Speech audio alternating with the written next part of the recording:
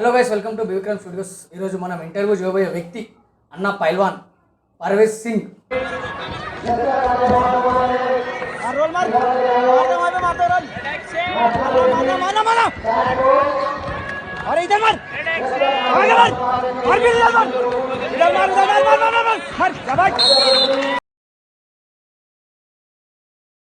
అన్న మనతో ఉన్నాడు, అన్నతో మాట్లాడి తెలుసుకుందాం. भाई नमस्ते. जय श्री राम. जय श्री राम भाई. कैसे भाई?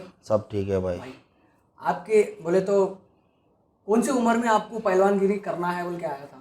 मैं 10वीं क्लास पास हो गया था. एक्चुअली मेरे को जैसे हमारे बुआ के लड़के जिम करते थे तो उनका सर का बॉडी बनाने का था. तो मेरे पिताजी ने बोले कि मैं पिताजी से बात करा तो पिताजी बोले जिम ऐसी चीज़ें करे जब तक अच्छी रहती और उसके बाद फिर बॉडी डल जाती. और जब मैं पहलवान हूँ तो पहलवानी कर और तेरा जिस्म कहे कि बुढ़ापे तक रहता. अभी भी मेरा जिस्म ऐसा है देख बोल के मेरे को बताए थे. तो ठीक है बोलकर मैं क्या करा था, पिताजी के संगत व्यायामशाला को जाके प्रैक्टिस करना चालू करा. 10th स्टैंडर्ड से जब से मैं पहलवानी कर रहा हूँ. और वैसा क्या है, मेरी तीसरी पीढ़ी एक्चुअली. अच्छा. हमारे दादा पहलवान थे, उसके बाद हमारे पिताजी पहलवान है, फिर मैं पहलवान हूँ. दादाजी का कौन सा ईयर था भाई वो? दादाजी का अभी उतना तो याद नहीं है. फिलहाल उन्होंने यंग टाइम पे करते थे. उनको देख के हमारे पिताजी सीखे कि उनके जैसी बॉडी इनको बनाना है बोलकर.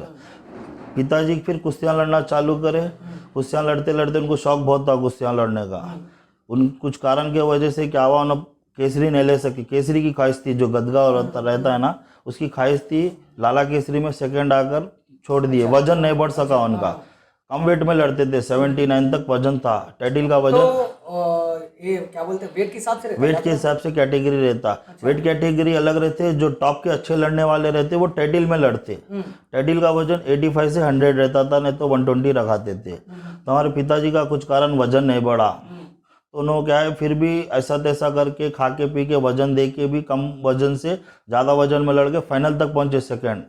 तो उनकी एक ख्वाहिश रह गई समझो. तो उन्होंने बोले कल के दिन मेरा बेटा करेगा पहलवानी तो मैं उसको पहलवान बनाऊंगा तो लड़ाऊंगा बोल के था. तो उनको देख के उनका सपने के लिए मैं पहलवानी करा. और 3 बार लाला केसरी, शिवाजी केसरी, राम केसरी, 3 बार हैट्रिक लाला केसरी लिया, शिवाजी केसरी लिया, सदगुरु केसरी लिया, राम केसरी लिया. टोटल 7 केसरियाँ है मेरे पास. सुभाष चंद्र बोस केसरी. पूरे कंटिन्यू. मेरा टाइम 2013 से लेके 16 तक मेरा टाइम पूरा चला. ये दौरान के बीच में पूरी केसरियाँ ले लिया मैं. उससे पहले मैं 3 साल यहाँ हैदराबाद में पहलवानी करा. 9 साल कह कि दिल्ली में गुरु हनुमान अखाड़े में पहलवानी करा, जहाँ मेरे पिताजी भी रह गए. जो प्रैक्टिस पूरा ये दुलपेट में करते थे क्या? हाँ, पहले 3 साल प्रैक्टिस पूरा डैडी के हाथ पे करा. अब उन्होंने जब जैसा मेरे परफॉर्मेंस बढ़ने लगी, वेट कैटेगरी में मिडिल आने लगा, तो डैडी बोले अभी तेरे को इससे और अच्छा प्रैक्टिस के वास्ते तेरे को बाहर जाना बोल के डैडी क्या करे, दिल्ली को सजेशन करे थे. क्योंकि उन्होंने भी दिल्ली में रह के आए थे. तो उस वजह से उनके जो उन्होंने थे ना गुरुजी के पास, गुरु हनुमान अखाड़ा दिल्ली में. हाँ, तो उनके पास ही अखाड़े में छोड़े. वहाँ पर मैं प्रैक्टिस 2 साल करा. 1 साल इंजरी हो गई थी, फिर ऑपरेशन करा के फिर वेट कैटेगरी में 11-12 में मैं फिर प्रैक्टिस करके वेट में लड़ाया मेरे को डैडी कि अभी इंजरी हुई ना तो एक बार वेट में देखेंगे कैसा लड़ता. फिर 12 में मैं जब टाइटिल लड़ा तो एक बार हार गया था. फिर बाद में थोड़ा नर्वस हो गया था. फिर डैडी मोटिवेशन करे, फिर मैं प्रैक्टिस करके आके फिर 2013 से जो कंटिन्यू मैं टाइटिल में टूर्नामेंटों में लड़ते गया. 7 केसरियाँ लिया मैं उसके बाद. तो आपके पूरे दादाजी का वो जनरेशन आ रहा ना? हाँ, दुलपेट का ही पूरे. हाँ, दुलपेट के छे जनरेशन. यहीं की पैदाइश है, यहीं की छे. हमारे दादाजी ये जो आकाशपुरी जो अब टूरिज्म प्लेस बना है, जो राजा सिंह बनाए, उधर तालीम थी. वहाँ पर जाकर प्रैक्टिस करते थे हमारे दादाजी. उसके बाद हमारे पिताजी उनको देख के गए कि पुराना पुल तालीम को जाते थे, उनको करना है बोले. तो यहाँ पर जोर को पहलवाना नहीं थे. वहाँ पर गुलाब शाला में जोरा रहते थे, तो उनको देख के वहाँ से कराए पहलवानी. तो फिर उसके बाद में गए कि उनको देख के फिर हमारे डैडी जब पहलवानी करा रहे थे, पिताजी ने, अब वो भी लाला तालीम का ब्रांच है गुलाब शाला, तो डैडी वहाँ से लड़ते थे. तो डैडी क्या बोले, अब मेन ब्रांच से तेरे को लड़ाएंगे लाला तालीम से बोल के वहाँ से मेरे को लड़ाना चालू करे. ये पहलवानगिरी से बेनिफिट क्या रहता भाई? बोले तो अब केसरिया मार दे, जी जी। फिर उसके बाद कुछ जॉब मिलता क्या, कैसा रहता? हाँ, उसके बाद में जॉब भी रहता, जो एजुकेशन के हिसाब से जो पढ़ाई पढ़ते हैं स्पोर्ट्स कोटे में अपन को वैकेंसियाँ निकलते रहते हैं। अच्छा। उस तरीके से जैसा पोस्ट ऑफिस, अब तो सोशल मीडिया के थ्रू ऑनलाइन में सब पता चल जा रहा कि जॉब किधर किधर है। जब मेरे टाइम पे कैसा था, जब इतना सोशल मीडिया अपडेट नहीं था, 2010 11 12 तक बता रहा हूँ मैं, 13 तक तो जब तक पोस्ट ऑफिस में वैकेंसियाँ निकलते थे लेटरों के, तो वहाँ पर जाके चेक करना पड़ता था। हर स्पोर्ट्स के निकलते थे, रेसलिंग का, स्पोर्ट, बास्केटबॉल, सबका निकलते थे। उस हिसाब से भर्ती लिख के डालना पड़ता था अपन को, जब उन्होंने सिलेक्शन को बुलाते थे।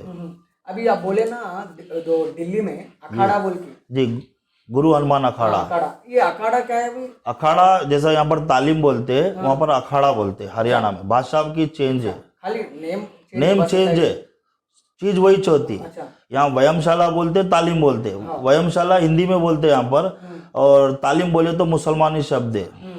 तालीम देना, तालीम शब्द जो है मुसलमाना है। तो अपनी जो हिंदी भाषा में मुसलमानी उर्दू वर्ड जो जुड़ा हुआ है, उस हिसाब से यहाँ पर क्या बोलते हैं, व्यायामशाला को तालीम बोलते हैं। व्यायामशाला को तालीम बोलते हैं। हाँ, उधर अखाड़ा बोलते हैं। अच्छा, अखाड़ा बोलते हैं।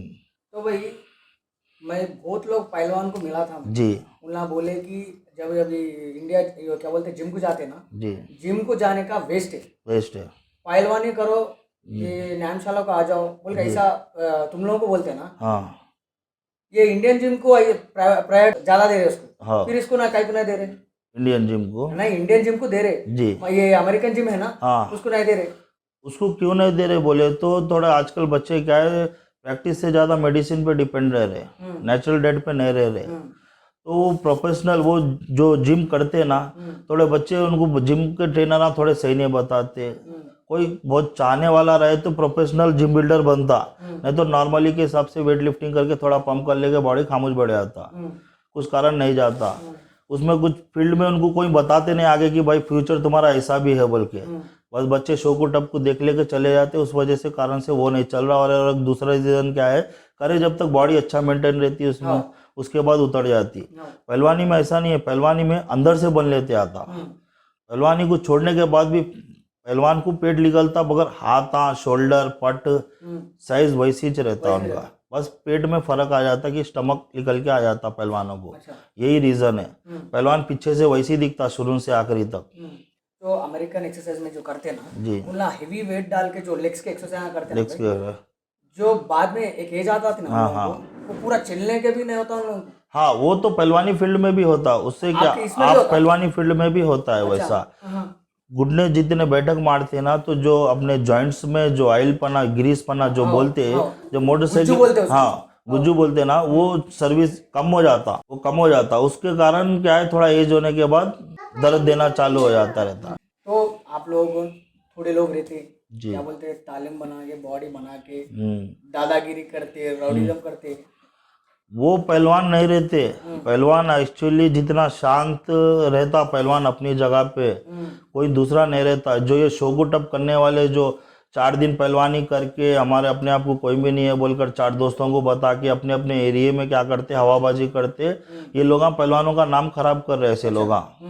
असल एक्चुअली पहलवान अपने पहलवानी करके सुबह उठना, प्रैक्टिस करना, फिर खाना, फिर सोना, फिर शाम में प्रैक्टिस करना। पहलवान को कोई दूसरा करने को मौका ही नहीं मिलता, उन्हें पहलवानी उतनी करके आता। रियल पहलवान की पहलवानी। और जो बेकार टाइम पे एक टाइम पहलवानी जाता, कभी नहीं जाता, उन्होंने क्या करते, मैं पहलवान हूँ बोल के पहलवानी फील्ड का नाम खराब कर रहे वैसे लोग।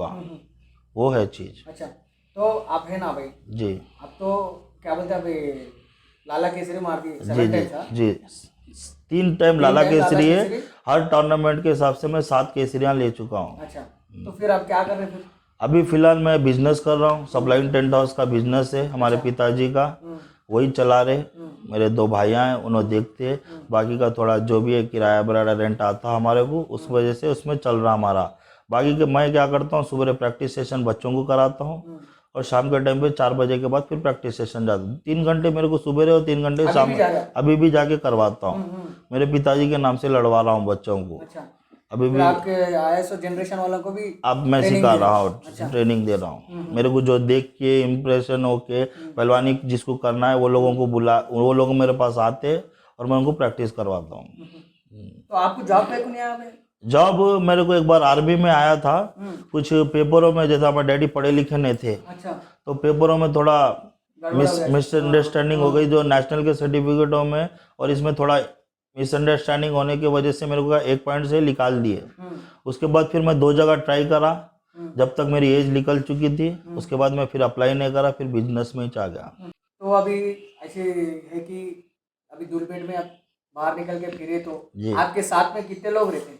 मेरे साथ में मेरे लड़के लोग ही रहते। मैं दोस्ताना बहुत पहले ही छोड़ चुका, जो भी है। कहीं को भाई दोस्ताना कहीं को छोड़ दिए? दोस्ताना जैसा दोस्त को पहलवानी करने का शौक नहीं रहता, जैसा मैं कर रहा हूँ। दूसरे दोस्त को अलग शौक रहता भाई, तो उन्होंने क्या है, अलग फील्ड के रहते हैं, उनका ना टाइम रहता। मैं पहलवानी करके आया तो मैं थका हुआ रहता हूँ ना, तो मेरे को कभी दोस्तान से मिलना नहीं होता, तो दोस्त क्या हल्लू हल्लू दूर होता चला जाता। और दोस्त क्या, अगर कल के दिन दोस्त भी रखा तो दोस्त क्या बोलता, चल रहे भाई अपन पहलवानी को क्या है, कल भी जा सकता ना पहलवानी, बोल के ऐसा मोटिवेशन तोड़ते रहता। पहलवान उन्हें तो पहलवानी नहीं कर रहा, मैं पहलवानी कर रहा हूँ, तो मेरे को मेरे स्पोर्ट्स की वजह से क्या करना पड़ता, दोस्त को तो भी छोड़ो या तो पहलवानी की तो भी छोड़ो, सेक्रीफाइस किधर तो किधर करना पड़ता है मेरे को। तो मैं क्या करा, पहलवानी को चूज करके दोस्त को छोड़ के सेक्रीफाइस कर लिया, बोलने का मतलब। अभी भी मिलते दोस्त, सब अपने अपने घर गृहस्थी में बिजी है, वो ऐसा है। तो ये तालीम करते ना भाई जी, ये हिसाब से कौन सा फूड खाते हो भाई? देसी आइटम, घी रहता, बादाम रहता, मौज रहता, नॉनवेज भी रहता, जिसमें चिकन मच्छी मटन सब आता है इसमें। नेचुरल डेटी रहता, बस क्या है, खाने के तरीके अलग अलग रहते हैं। जैसा घरों में अपने पास ऑयल फूड इस्तेमाल करते, पहलवान लोग घी इस्तेमाल करते, हर चीज़ में घी खाते। वही चीज़ को खाकर क्या करते, प्रैक्टिस करते उन्होंने, हड्डी से लेके मसल तक पूरा गेन उससे ही छोता अपन को, ऐसा है। आपका वेट अब प्रेजेंट कितना है? अभी मेरा वेट 118 है। 118 है? 1 कुंटल 18 किलो मेरा वेट है। मेरा वेट अभी फिलहाल बढ़ गया 20 किलो, नहीं तो मेरा 98 102 वजन रहता था मेरी फिटिंग के हिसाब से वजन। बोले तो वेट बढ़ना क्या भाई इसमें? बढ़ना, हाँ, इसमें कैसा है, किसी का बॉडी का वेट बढ़ता नहीं। जो बड़ी टाइटल, जैसा आज के डेट में तेलंगाना केसरी, अपने हैदराबाद में तेलंगाना केसरी बड़ा केसरी है, टॉप के, जो हिंदू मुसलमान में जब लड़ते हैं, तेलंगाना केसरी के वास्ते उसका वेट रहना है 85 से 120 वेट रहना है। तो आप 3 बार लाला केसरी में आए ना जी। वो लाला केसरी में क्या प्राइस देते भाई? वो लाला केसरी में जब मेरे को 25,000 रुपये इनाम मिला था फर्स्ट टाइम पे, कैश देते? कैश दिए थे, award देते, हाँ। कैश अवार्ड दिए थे फर्स्ट टाइम में। सेकंड टाइम में भी इतने ही मिला था, थर्ड टाइम में नहीं दिए थे। गवर्नमेंट के हिसाब से जो लोकल लीडर रहता है उसके हिसाब से वैसा देते। अभी फिलहाल तो गाड़ियाँ दे रहे हैं। अच्छा, गाड़ियाँ दे रहे? हाँ, बुलेट गाड़ी। जब मैं थर्ड टाइम पे जो 7 केसरी लिया बोल रहे ना, उसमें मैं 3 बुलेट गाड़ी जीता हूँ। अच्छा, बुलेट मोटरसाइकिल। तो रेसलिंग में ये मेंटेन कौन करते हैं भाई इसको? ग्रुप रहता क्या? हाँ, इसमें भी एक फेडरेशन बना हुए रहते हैं। हैदराबाद डिस्ट्रिक्ट के फेडरेशन अलग है, फिर तेलंगाना स्टेट की फेडरेशन अलग है, फिर दिल्ली में फेडरेशन अलग है। ये लोग लेके चलते बड़े टार। ये स्टेट लेवल के लोगों को चलाते, लोकल में बस खाली अपने अपने ऑर्गेनाइजर कराते, समझो। उनसे परमिशन लेके कराना पड़ता है इनको। तो ये फोटो देखा था मैं, फोटो, जी जी, वो जो क्या बोलते हैं, हनुमान का हाँ, गदा। वो किस में दिए से? वो मुझे हर टाइटल में दिए सो, लाला केसरी में, सुभाष चंद्र बोस में, राम केसरी में, सदगुरु केसरी में। कितने दिए भाई? 7 टाइटल है वैसे, 7 गदगे है मेरे पास। अभी है? अच्छा, और अब कैसा है भाई? हाँ, अभी कैसा है आपको?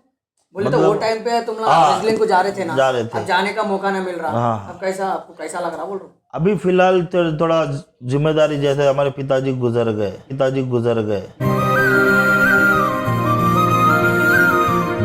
तो मेरे को क्या, घर परिवार को लेके चलना पड़ रहा। मैं घर का बड़ा हूँ, तो मेरे ऊपर पूरे रिस्पॉन्सिबिलिटी मेरे ऊपर है।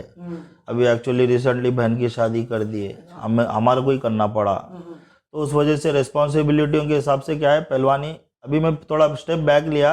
करना नहीं करना अभी मेरा आगे डिसीजन, अभी मैं पहलवानी छोड़ा नहीं हूँ। अच्छा, छोड़े ना, बोले अभी कर रहा हूँ मैं भी पहलवानी, प्रैक्टिस कराते कराते भी कर रहा हूँ मैं अभी, इस वजह से थोड़ा बैकअप पीछे लिया सो मैं। तो अभी ऐसा है। तो भाई आप जब आप ट्रेनिंग कर रहे थे ना, तो दिल्ली में थे आप? दिल्ली में कितने साल थे? दिल्ली में मैं 9 साल पहलवानी करा, अकेले? हाँ।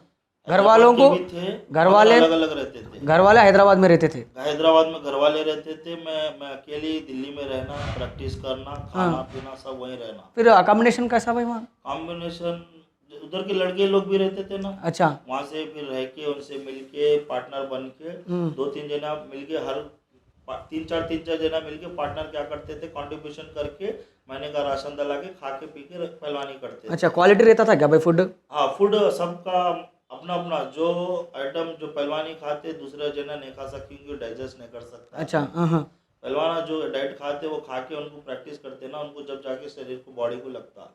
नॉर्मल इंसान अगर पहलवानों की डाइट खाए तो क्या है, थोड़ा लोगों को हजम नहीं होता, थोड़े और बहुत मोटे हो जाते, डाइजेस्ट नहीं होता, वॉमिटिंग्स उल्टियाँ ऐसा होता है पहलवानी डाइट में। 9 साल थे उसमें? 9 साल थे। फिर उसके बाद फिर मैं हरियाणा गया 3 साल।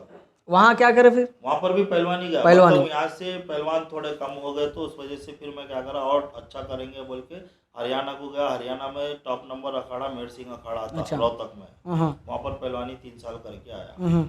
फिर कभी पेरेंट्स याद नहीं आया भाई?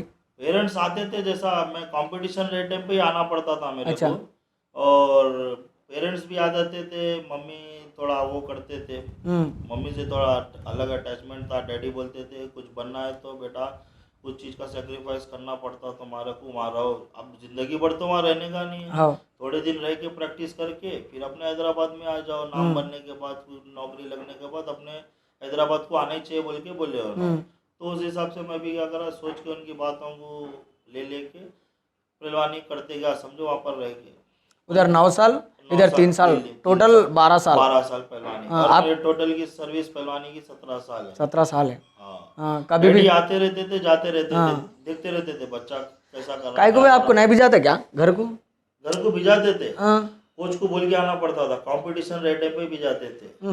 अब किसी की शादी रही या मैं तो ऐसा है, मेरी बहन की शादी में 2 दिन पहले खुद आया मैं। अच्छा। हाँ, फिर शादी हो गई, फिर दूसरे दिन चले गया मैं। अच्छा। बस इतने दिन की छुट्टी 2 दिन 3 दिन। बस कोच साहब इतने दिन की छुट्टी देते थे।